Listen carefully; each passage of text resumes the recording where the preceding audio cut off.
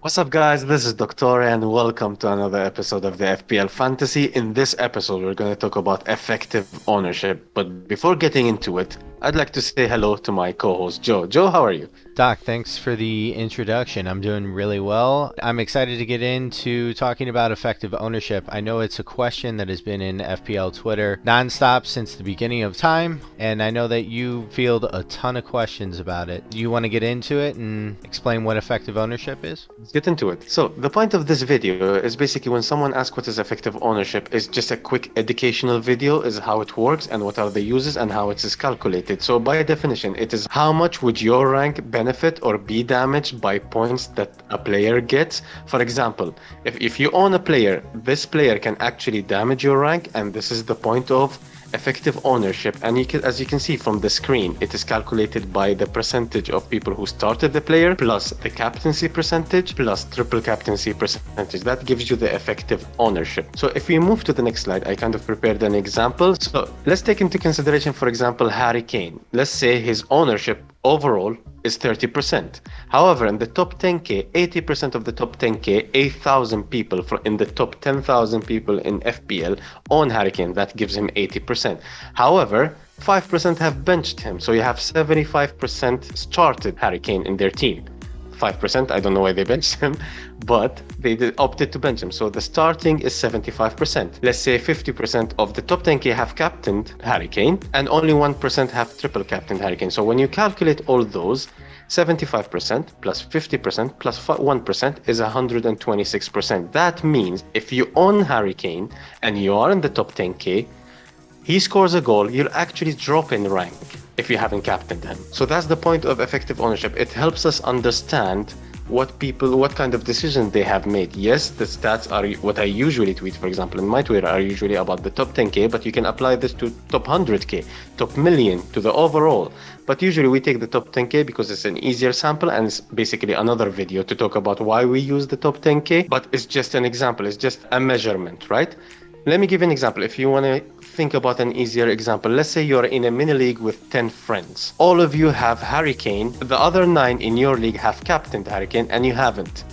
You don't want Harry Kane at this point to score, because whatever points you get, your rivals or your mates in that mini league will get double those points. So you will drop in rank. You'll basically be last. So you don't want Harry Kane to do well despite having him in your team. To summarize, this is the point of effective ownership. It calculates if you want your player to score points or no. So the maximum a player can get is 300% if everybody triple captains him, or 0% when nobody absolutely own him or start him. Joe, what do you think about this? Yeah, I think effective ownership is a really good marker for trying to decide where you want your points to come from, and kind of what your decisions that you made prior to the deadline, how they might affect you now after the deadline when we have that effective ownership. It can be a blessing and a curse, because say you captained a player that had 80% effective ownership. Now, if he scores, he's going to launch you into the upper ranks. But now, if he doesn't score, and a player, Harry Kane for example, who has 126% effective ownership, completely goes off and your captain doesn't, now you're sitting there crying a little bit. Your captain didn't do anything. You didn't get that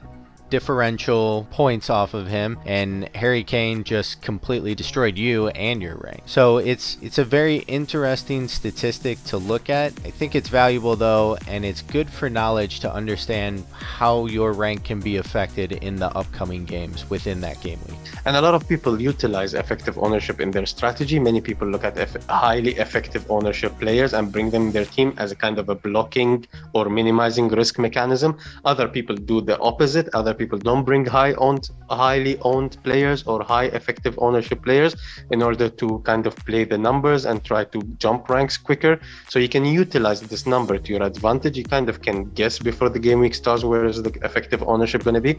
We also build templates through using effective ownership. So all the templates you see on Twitter are usually built using effective ownership. So there is a lot of usage for effective ownership, and I really enjoy looking at the numbers as soon as the game week passes and we have the official numbers. You sure do, because as soon as the deadline crosses, I get a message from you waiting on the top 10k effective ownership to come out, getting ready for my tweet. Yeah, you love your effective ownership, and I enjoy a good effective ownership too, but only if it benefits me though.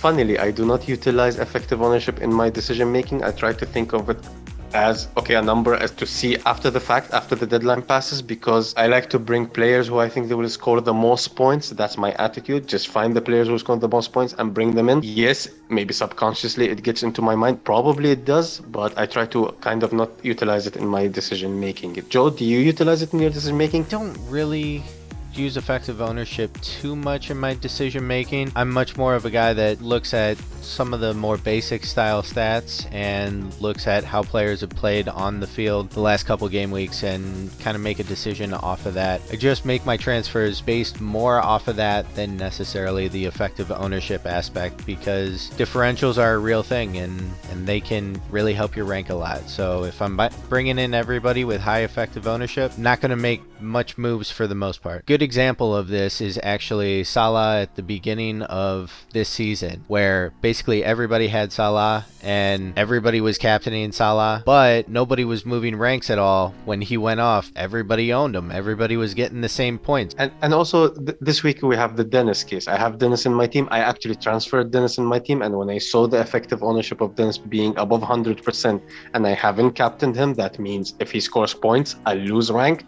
So when Dennis got sent off, I was actually on the positive side. I was kind of happy because yes, he got sent off. I just brought him in. I wasted a transfer. That's the negative side. But the positive side is I actually gained the rank by a player that I own getting sent off. So this is the point of effective ownership. When the moment you understand it, you know what to expect and what to want from the coming game week. Yeah, I might have to take a trip out to Watford and have a discussion with Dennis. So anybody in, around, near Watford, maybe in surrounding countries, if you hear yelling, that's me. I'm sorry about that. Yeah, because Joe captained Dennis. We're not going to talk about it. We don't talk about that, yeah. Yeah. All right, guys, I hope you enjoyed this episode. It was a quick episode. We wanted to provide an educational video to just kind of to understand what is effective ownership and how it can impact your decision making. So let us know in the comments down below what you think about effective ownership, and if you take it into consideration, drop a like, subscribe. Joe, would you like to say goodbye to our audience? Yeah, I'd like to echo what you said. Like, subscribe. Hope everybody enjoyed the video. A little bit more of a educational video for FPL. Don't forget, wait on your transfers. All right, everybody. We'll see you on the next episode. See you, everybody. Peace.